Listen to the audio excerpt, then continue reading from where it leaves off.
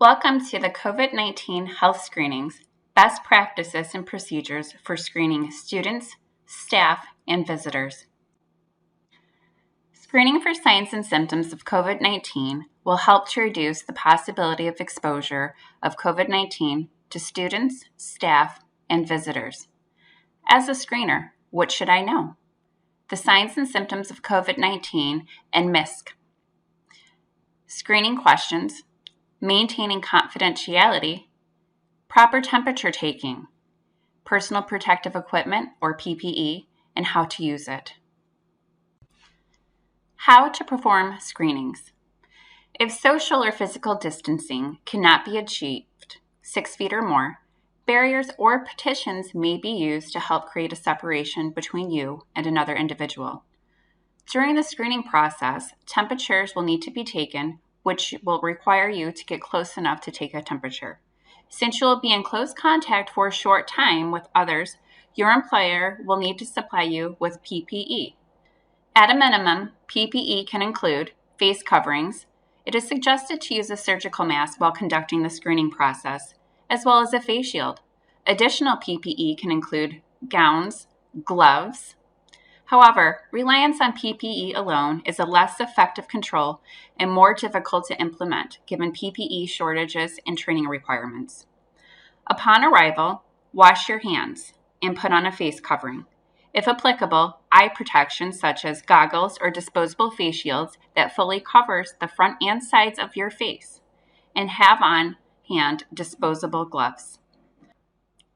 A gown can be considered if extensive contact with the child is occurring. Take the child's temperature. If performing a temperature check on multiple individuals, ensure that you are using a clean pair of gloves for each child and clean the thermometer thoroughly between each check.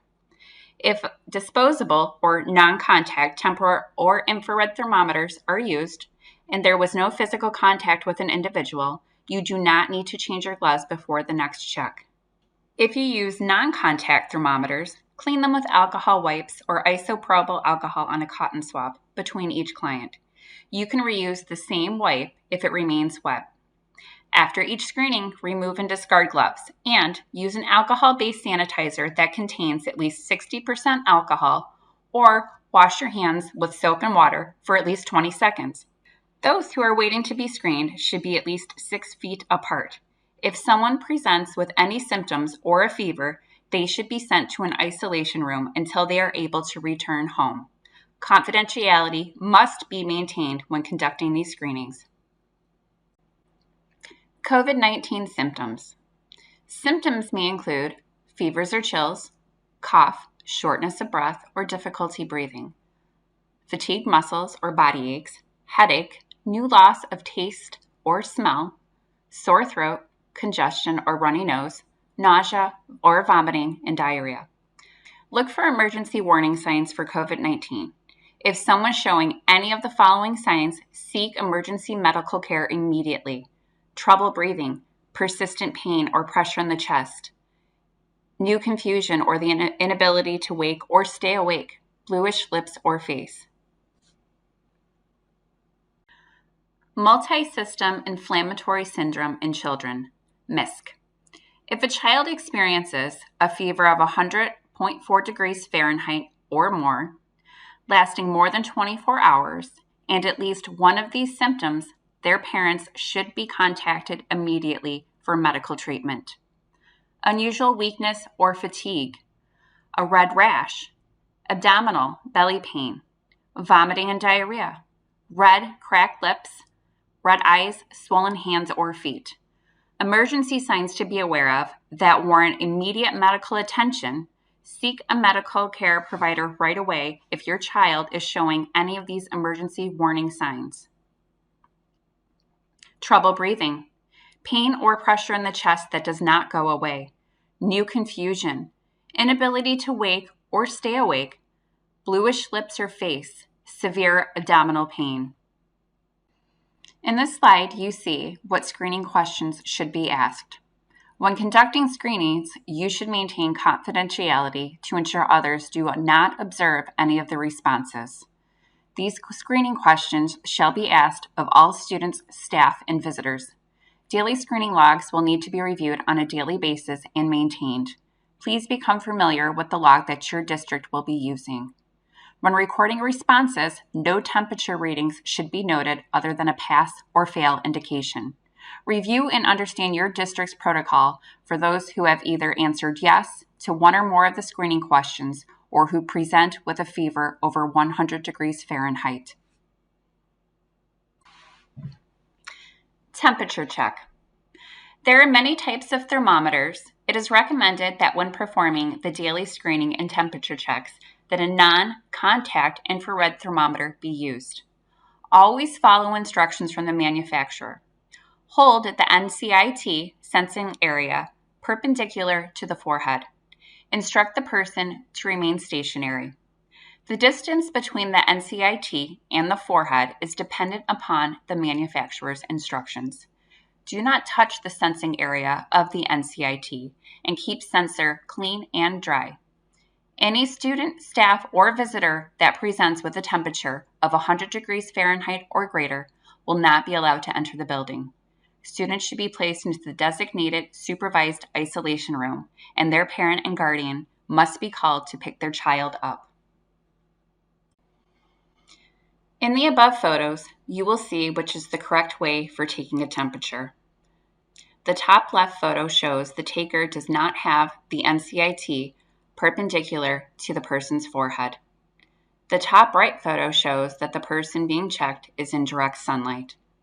The bottom center is the correct way to properly take a temperature.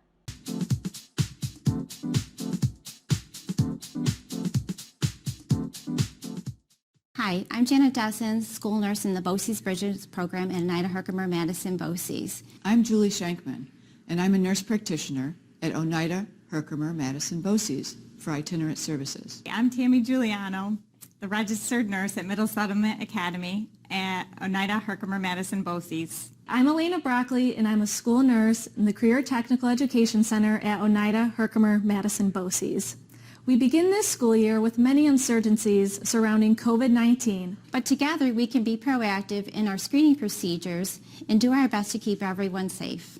Since screening for COVID-19 includes taking temperatures, the purpose of this video Is to demonstrate the proper steps in order to effectively and safely take an individual's temperature in the wake of this pandemic.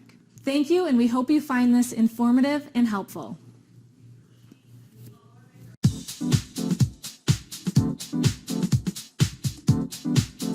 Hand washing is the first step.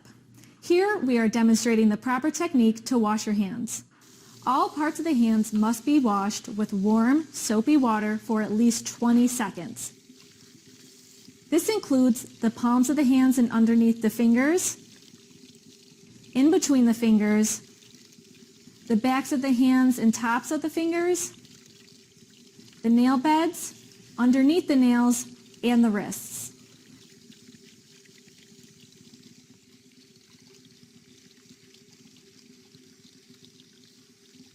When you are done rinsing your hands, you must dry with a clean towel.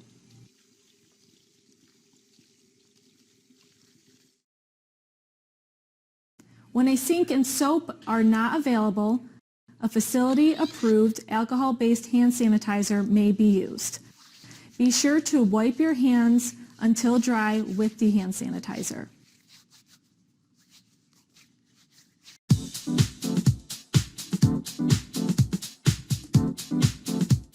The next step is to apply the appropriate personal protective equipment, or PPE, in the correct order in compliance with the CDC recommendations. According to your facility, you may be provided with some or all of the PPE, so we will demonstrate how to put it all on. First, you're going to start with your gown. You're going to want to fully cover your upper body with the gown from your neck to your knees, both arms as well. You need to make sure the gown ends at the wrists, and you're going to want to fasten it in the back, at the waist, and the neck. Next, you're going to put on your mask. You need to secure the mask using the elastic ties, and you need to make sure you go over the head and behind the ears. You need to make sure it is fit around your nose and covers underneath your chin. Next are either goggles or a face shield or both. You're going to want to put goggles on just like you would a pair of eyeglasses or sunglasses. A face shield, you're going to want to make sure it covers from your forehead to below your chin and to secure it behind your head. Next, you're going to want to apply your gloves. You're going to want to apply your gloves on both hands, making sure they come all the way down over your wrists. Also, inspect the gloves to make sure there are no rips.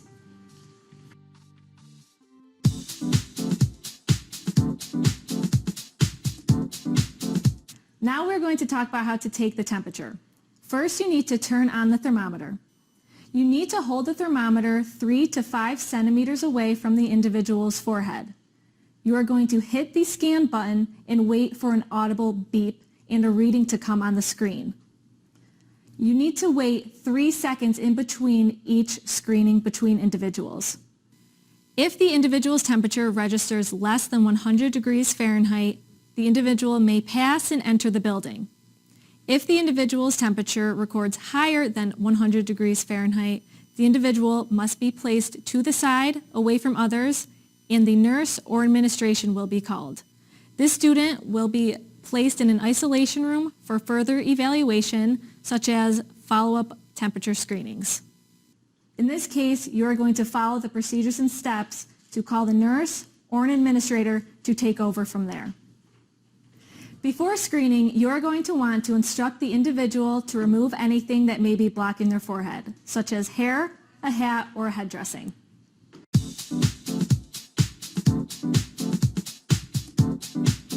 When all the screenings are complete, it is important to remove your PPE in the correct order. First, you're going to remove your gloves. Using a gloved hand, grasp the palm of the second gloved hand and remove the glove.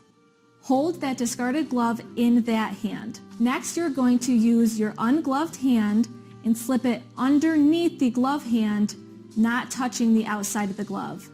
You're going to pull off the glove and wrap it around the already discarded glove. Once both gloves are off and you have not touched the outside of the glove, you can discard them. Next, you're going to remove your goggles and or face shield. You are going to grab the back of either and pull it forward without touching the front.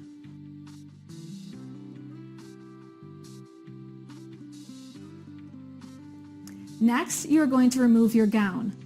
You are going to untie from the top and the waist. You're going to grab from the top and fold down over your arms, turning the gown inside out. Next, you're going to wrap it up inside out and then discard the gown. Lastly, you are going to remove your mask. You're going to grab from the back of the mask. You want to grab the ear loops and pull forward, not touching the front of the mask, and then you can discard it. Thank you. Stay safe. Be well. And have a great school year.